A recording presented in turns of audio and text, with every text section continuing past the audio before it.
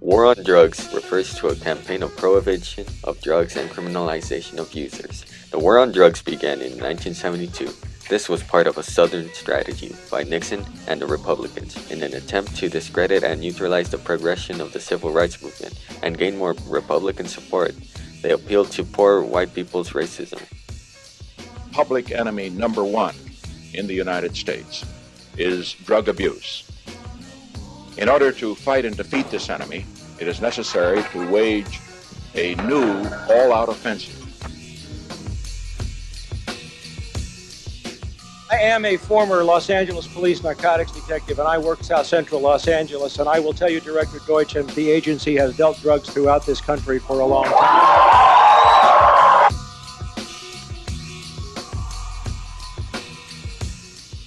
Reagan built on the success of earlier conservatives, who developed a strategy of exploiting racial hostility or resentment for political gain without making explicit reference to race.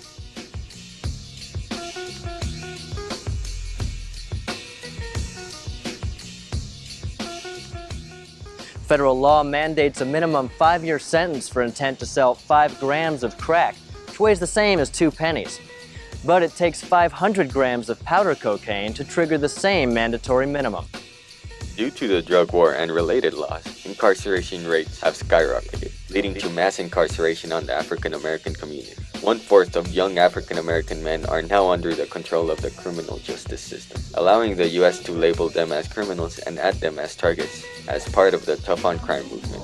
African American men and Latinos make up 61% of people in jail. What's outrageous is they're overwhelmingly African American. For every white crack dealer, there are 10 black crack dealers prosecuted at the same time.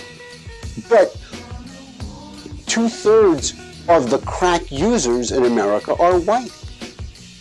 After Reagan's presidency, Bush did not hesitate to apply the Southern strategy of his predecessor. While Bush was in office, he continued opposing affirmative action and continued aggressive civil rights enforcement.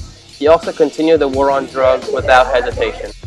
But the war on drugs will be hard won, neighborhood by neighborhood, block by block, child by child. But if we face this evil, as a nation united, this will be nothing but a handful of useless chemicals. During my 10 years here, we have had students that have passed away, mostly graduates, because of the use of drugs. Recently, I have seen a number of parents from all over South Orange County at various schools in South Orange County who have lost their teenagers to drugs.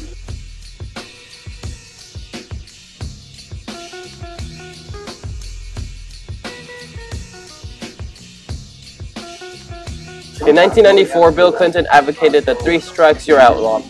The law imposed a life sentence for almost any crime, no matter how minor.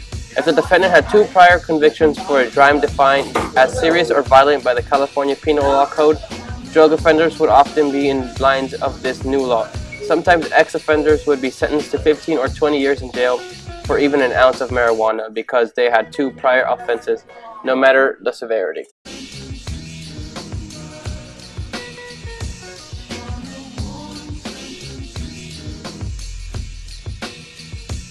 Clinton later also signed the Personal Responsibility and Work Opportunity Reconciliation Act.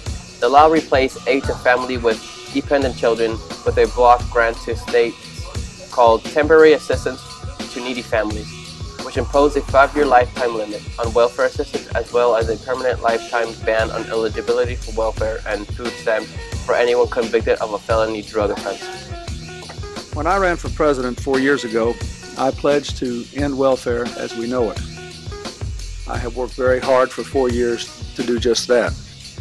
It gives us a better chance to give those on welfare what we want for all families in America, the opportunity to succeed at home and at work.